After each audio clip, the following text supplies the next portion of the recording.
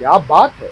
जी हाँ, आप ही के अपने पसंदीदा कार्यक्रम में आपका स्वागत और कुमार आदेश का प्रणाम। आप लोगों ने अपनी फुलवारी के लिए, अपने गार्डन के लिए, या कम से कम घर में गमलों के लगाने के लिए ही सही, कभी न कभी नर्सरी से पौधे जरूर खरीदे होंगे। पर क्या किसी नर्सरी का दायरा इतना व्यापक हो सकता है कि वो केवल फूल पौधे ही नहीं बल्कि कृषि के हर क्षेत्र में सहायक होने लगे, देश के अनेकों शहरों और राज्यों के किसानों के लिए वरदान साबित होने लगे, युवाओं को कृषि की ओर आकर्षित करने लगे, यहाँ तक कि विदेशों में भी भारत का डंका बजाने लगे। जिस जुझारू और दृढ़ संकल्प व्यक्ति ने आजमगढ़ की इस नर्सरी को इन सभी मुकामों तक पहुंचाया है, उनका नाम है वंश गोपाल सिंह।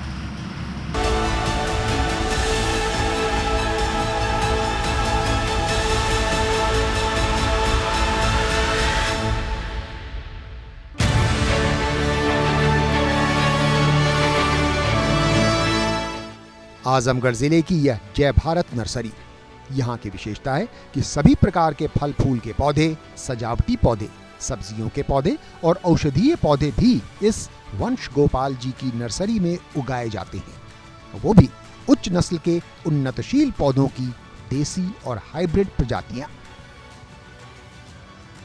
अब किसान जो है आर्डर देता है, सब्जियों के आर्डर होते हैं, जितना लोग आर्डर देते हैं उससे हम 10-20% बढ़ा के सब्जी के पौधे तैयार करते हैं, जो उच्च गुणवत्ता का होता है और बिल्कुल क्वालिटी जो कहा जाता है वही होता है। गुणवत्ता के उच्च मानकों के साथ साथ नित्य नए प्रयोग यहाँ की खासियत है। जैसे प्याज की खेती के परंपरागत तरीके की बजाय प्रति स्क्वायर फीट के हिसाब से प्याज के रोपे जाने वाले पौधों की क्यारियों को ही किसानों को उपलब्ध कराना। इससे किसान गुणवत्ता और कीमत दोनों की दृष्टि से निश्चिंत हो जाता है। मेरा कॉन्सेप्ट अलग है।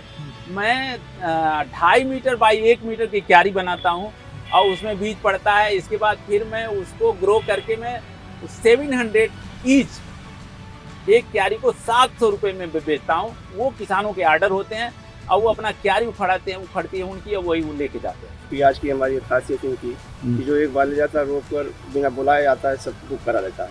अच्छा। हाँ, और हमारी 600 प्याज पड़ती है, लोग आते हैं 700-800 लोग। अच्छा। सबको वापस करना पड़ता है। मतलब ये कि जो भी किसान एक बार यहाँ से जुड़ा फिर यहीं का होकर रह गया। जब से हम इनसे जुड़े हैं, बस गोपाल जी से इनकी नर्सरी जुड़े हैं, तब से जब से हम हाइब्रिड किस्म की जो ले जाते हैं पौधे नर्सरियाँ, उससे फसल में कम से कम 4 गुना हमको, अरे मतलब 1 बीघे से लाखों रुपए तक हमको बड़े आसान से मिल जाता है साल भर में। जी। फार्मर सर ऐसा है कि वो बीज बो के इंतजार करता था जमेगा कि नहीं जमेगा, लेकिन हम इनको क्रैप एकदम बीज ले जाके बोते हैं, जमता है, लाभ मिलता है हमको। यह जय भारत नर्सरी अपने उत्पाद को किसानों के घर तक पहुंचाने की भी व्यवस्था करती है। यहाँ के ग्राहकों में केवल आजमगढ़ या यूपी ही नहीं बल्कि बिहार, मध्य प्रदेश, उत्तराखंड और हिमाचल प्रदेश सहित देश के अन्य भागों के किसान भी शामिल हैं। मूल तो बस यहाँ आजमगढ़ में है, बाकी मेरी देहरादून में सब। और बाकी किसी और राज्यों में? और राज्यों में एसोसिएट है हमारे, जो जैसे हमारे छपरा में नर्सरी है, हमारी पटना में नर्सरी है, हमारे बनारस में लोग हैं, तो सब हम आपको दिल्ली एनसीआर में, तो हम लोग एसोसिएट हैं एक दूसरे के कि जिस तरह के प्लांट्स की जरूरत होती है, तो अभी मुझे दिल्ली की जरूरत है तो मैं वहीं से उठा के उनको दूंगा। किसानों के साथ साथ जय भारत नर्सरी छोटी नर्सरियों के लिए भी प्लास्टिक पैकेट या पॉट में सब्जियों और सीजनल फ्लावर्स के पौधे तैयार करती है। छोटी नर्सरी के संचालकों के साथ ही आम ग्राहक भी इन्हें अपने घरों और बगीचों के लिए ले जाते हैं। यहाँ से हम कुछ भी लेके जाते हैं तो हमें निराश नहीं होना पड़ता है कि उसमें फूल नहीं आया या वो बढ़ नहीं रहे हैं, तो ऐसी कोई बात नहीं होती है, बल्कि हम हमेशा यहीं से, तकरीबन आज से नहीं पिछले 12 सालों से हम यहाँ से सामान लेके जा रहे हैं। भारत नर्सरी शुरू से अच्छा रहा है और यहाँ पे जो भी मिलता है सामान वो बहुत ही बेहतर क्वालिटी का मिलता है और जो कहते हैं वो ज़रूर मिलता है। यहाँ से एक बार लेके गया एक टमाटर का पौधा, टमाटर बता रहे हैं करीब 10 फीट हाइट तक जाके झोपा झोपा फरा, तो मुझे बिलीव नहीं हुआ, तब से मैं यहाँ का दीवाना हो गया। जय भारत नर्सरी का तंत्र व्यापक और विशाल है। हर सीजन में करीब 15-20 लाख पौधे तैयार होते हैं। कुल मिलाकर पूरे साल में करीब 50 लाख पौधे विक्रय के लिए उपलब्ध होते हैं। इस नर्सरी का सालाना टर्नओवर 1.5 करोड़ रुपयों के ऊपर जा पहुंचा है।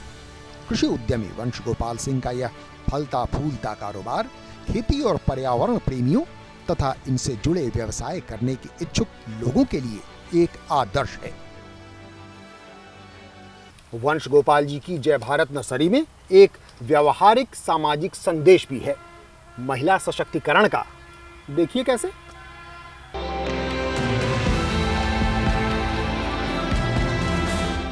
इस नर्सरी में कार्यरत लोगों में से आधे से भी ज्यादा हिस्सा महिला कर्मचारियों का है।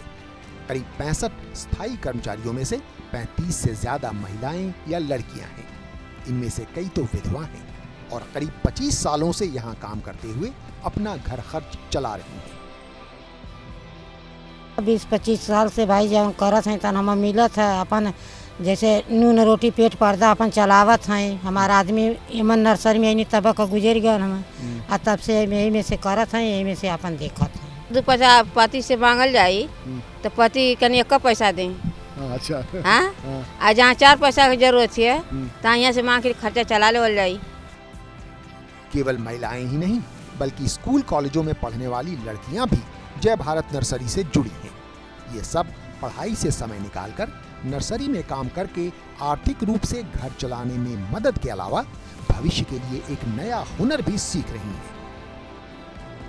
अभी तो छुट्टी चल रही है तब आ जा रहे हैं, जब छुट्टी नहीं रहेगी तो हम चले जाएंगे अपने। पहले मेरी मम्मी आते थे इसीलिए, फिर पापा एक्सपायर हो गए तो इसलिए मैं आने लगी यहाँ पे। अच्छा। हाँ, इस पैसे से बहुत कमजोरी थी इसलिए आ गई। अच्छा। लेकिन पैसे भी मजबूती हो जाएगी जब ठीक रहेगा तो? हाँ, तो इसीलिए आती हूँ, पैसे से थोड़ा मजबूती हो जाएगा।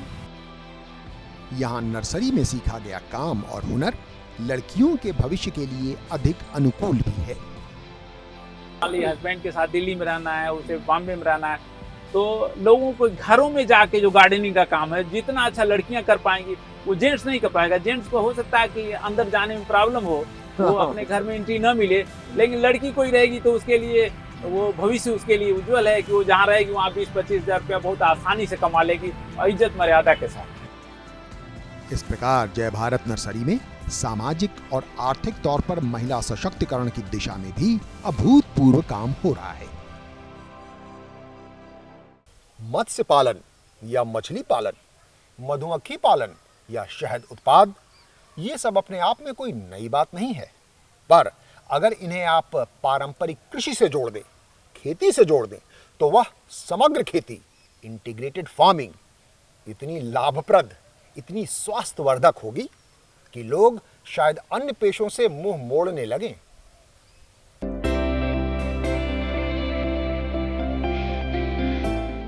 आजमगढ़ जिला मुख्यालय से मात्र 30 किलोमीटर दूर अपने पैतृक गांव कोठा में वंश गोपाल सिंह बड़े पैमाने पर जैविक खेती के साथ साथ शहद उत्पादन, मत्स्य पालन और मशरूम की खेती भी कर रहे हैं। केवल मधुमक्खी पालन से ही सालाना करीब 5 क्विंटल शहद का उत्पादन होता है। साथ ही उनकी जय भारत नर्सरी को नाबार्ड द्वारा एक agree clinic and agri business centre के रूप में मान्यता मिलने से अन्य किसानों के उत्पादों के क्रय विक्रय में भी मदद मिलती है। हमारे से जुड़े हुए लोग हैं, एसोसिएट हमारे साथ, वो अपना प्रोडक्शन करते हैं, तो उनका भी मेरे यहाँ में इस काउंटर से मैं उनके लिए एक सेंटर हो गया है, वो ले आके मेरे यहाँ रखते हैं तो मेरे यहाँ से बिकता है। मेरे यहाँ मशरूम का भी काम, जो मेरे जुड़े हुए लोग मेरे साथ हैं वो मशरूम फार्मिंग कर रहे हैं, उसका भी मेरे यहाँ से एक सेल काउंटर होता है।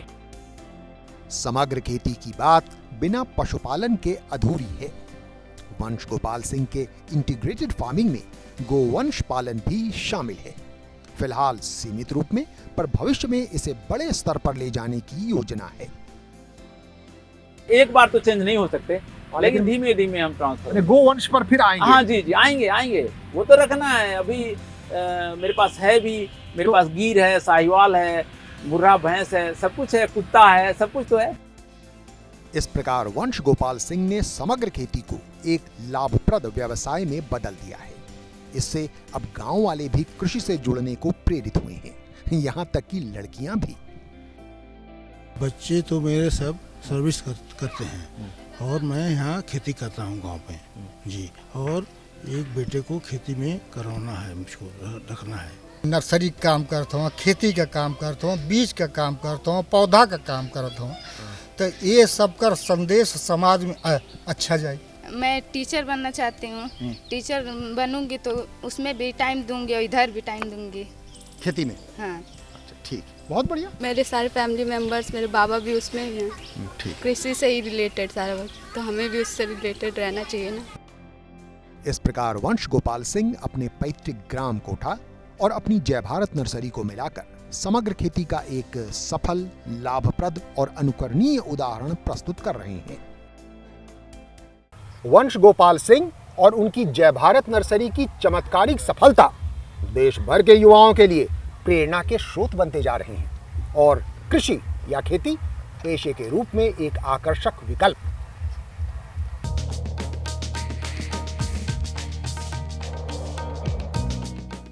कृषि उद्यमी वंश गोपाल सिंह का जीवन ही मानो एक प्रेरणा का स्रोत है। प्रारंभिक शिक्षा से लेकर उनकी इंटरमीडिएट तक की पढ़ाई उनके पैतृक गांव कोठा में ही हुई। फिर वाराणसी में ग्रेजुएशन के बाद वहीं BHU से उन्होंने एग्रीकल्चर में MSc की डिग्री हासिल की। हालांकि उच्च शिक्षा के बावजूद उनके मन में कभी भी नौकरी करने का विचार नहीं आया। जो कुछ मेरे दिमाग में था पहले से ही कि मुझे जो कुछ करना है घर पर ही रह के करना है और खेती किसानी से ही संबंधित कार्य करना है। तो मेरी पढ़ाई लिखाई भी वैसे तो मेरे गार्जियन करा है, लेकिन फिर मैं जब पढ़ा लिखा तो उस बारे में जब जाना तो मेरा भविष्य इसी में दिखा और फिर मैंने ये काम शुरू कर दिया। साल 1994 में जय भारत नर्सरी की स्थापना के बाद वंश गोपाल सिंह ने फिर कभी पीछे मुड़कर नहीं देखा। आज कृषि उद्यमी के रूप में उनकी सफलता से प्रेरित हो कई युवा कृषि की ओर मुड़ने लगे हैं। कोरोना काल में बीटेक एंड MBA कर चुके कई युवा इनसे स्ट्रॉबेरी, मशरूम और केले की खेती के गुर सीखकर कृषि को एक पेशे के रूप में अपना रहे हैं।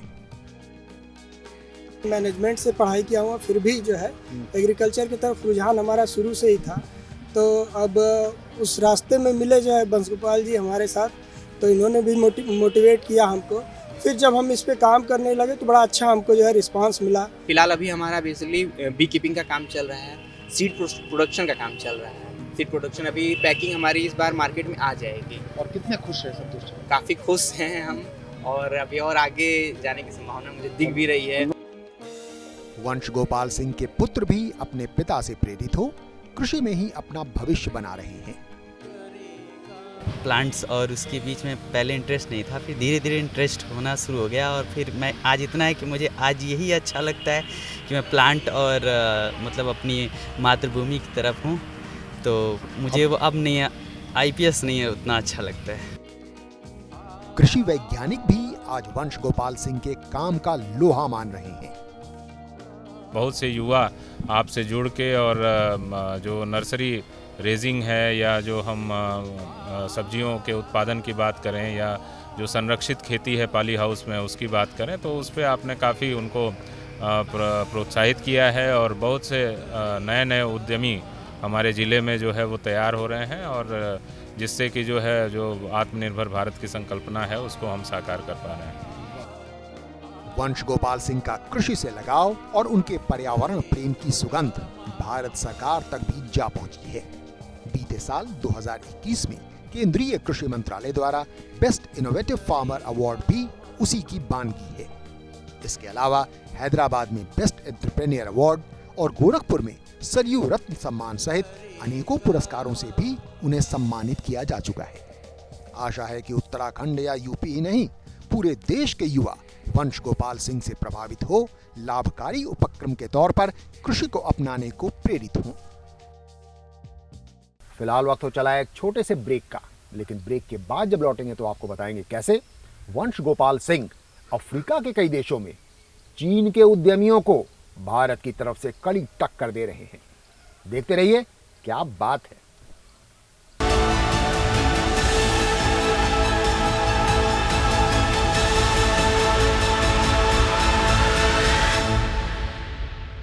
ब्रेक के बाद आपका स्वागत है। Landscaping and garden maintenance is fast becoming an attractive business proposition and how. Nursery और कृषि से जुड़े अपने 3 दशकों की अनुभव की बदौलत वंश गोपाल सिंह अब इसमें भी महारत हासिल कर चुके हैं। इस क्षेत्र में विदेशों में भी भारत का डंका बजा रहे हैं। Landscaping and garden maintenance, eco garden and resorts अपेक्षाकृत नए बिजनेस आइडियाज हैं। लैंडस्केपिंग एंड गार्डन मेंटेनेंस के तहत एक निश्चित भूभाग को योजनाबद्ध तरीके से खूबसूरत बनाया जाता है, यानी आम भाषा में बगीचे को सजाने की एक वैज्ञानिक कला। इसमें दक्षता हासिल कर वंश गोपाल सिंह आजमगढ़ के पास ही अंबेडकर नगर में जापानी तकनीक मियाबाकी पर आधारित देश का पहला और अनूठा गार्डन तैयार कर रहे हैं। देश का पहला मॉडल होगा, मतलब कि आप 10 स्क्वायर फीट में मैं 150 प्लांट्स लगा रहा हूँ। अच्छा। 10 स्क्वायर फीट में आप सोचिए, 10 स्क्वायर फीट में 150 मतलब तरह तरह के, कोई बड़ा होगा, कोई छोटा होगा, कोई क्रीपर होगा, कोई सरफेस कवर होगा, इस तरह से कर 150 प्लांट जो है एक 10 स्क्वायर फीट में लगे। एक निजी कंपनी के सहयोग से वंश गोपाल सिंह अब लैंडस्केपिंग या इको गार्डन बनाने के काम को अफ्रीका में हजारों एकड़ जमीन पर कर रहे हैं। साथ ही इस कारोबार में सक्रिय चीनी कंपनियों को कड़ी टक्कर देने की तैयारी में है। हाल ही में इसी सिलसिले में इनके यहाँ युगांडा के राजदूत का भ्रमण भी हुआ है। वहाँ तो समझ लीजिए कि 10-10 हजार, 1-1 12,000, 15,000 एकड़ के बड़े बड़े इको गार्डन बन रहे हैं, इको पार्क बन रहे हैं। तो हम लोग जाएंगे वहाँ इको पार्क बनाएंगे। मतलब खाली युगांडा में है कि बाकी अफ्रीकन कंट्री? नहीं, पूरा अफ्रीकन कंट्री में है, सारे देशों में। बधाई हो सर। इस प्रकार लैंडस्केपिंग या इको गार्डन जैसे नए नए बिजनेस आइडियाज और अभिनव प्रयोगों की बदौलत अंतर्राष्ट्रीय स्वरूप प्राप्त कर चुकने के बाद वंश गोपाल सिंह की जय भारत नर्सरी को अब देश का पहला मल्टीनेशनल नर्सरी प्रोजेक्ट भी कहा जा सकता है। कृषि और पर्यावरण उद्यमी वंश गोपाल सिंह अपने जीवन के 57 वसंत देख चुकने के बाद आज भी अपनी आंखों में अनेकों सकारात्मक सपने संजोए हैं। देखिए कौन कौन से, शायद आपका भी भला हो जाए।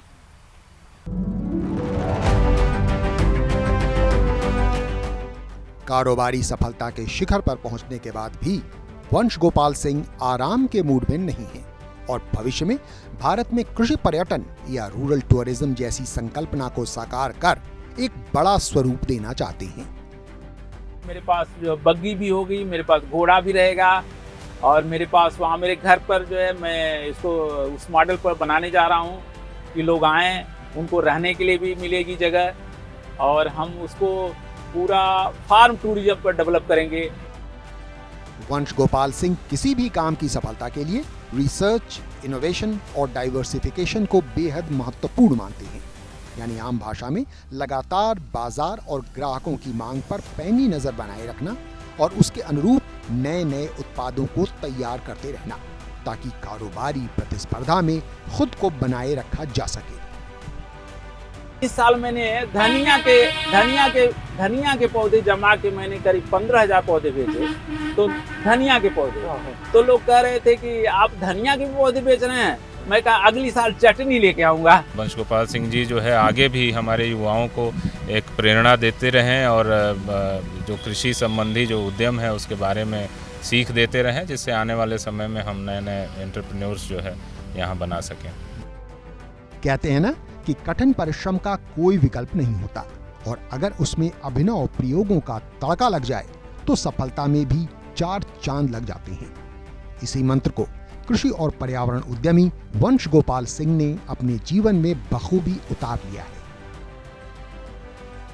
एक अनोखे कृषि और पर्यावरण उद्यमी वंश गोपाल सिंह की आजमगढ़ से लेकर अफ्रीका तक फैले सफलता की अद्भुत दास्तान से परिचित हो, आप यही कहेंगे ना, क्या बात है। जी हां, यही है हमारे कार्यक्रम का नाम, क्या बात है। हमें पूरी उम्मीद है कि इस कार्यक्रम का यह अंक आपको अवश्य पसंद आया होगा। ऐसे ही एक और रोचक व प्रेरणादायक अंक के साथ अगले सप्ताह हम पुनः उपस्थित होंगे। तब तक के लिए हमें अनुमति दीजिए। नमस्कार।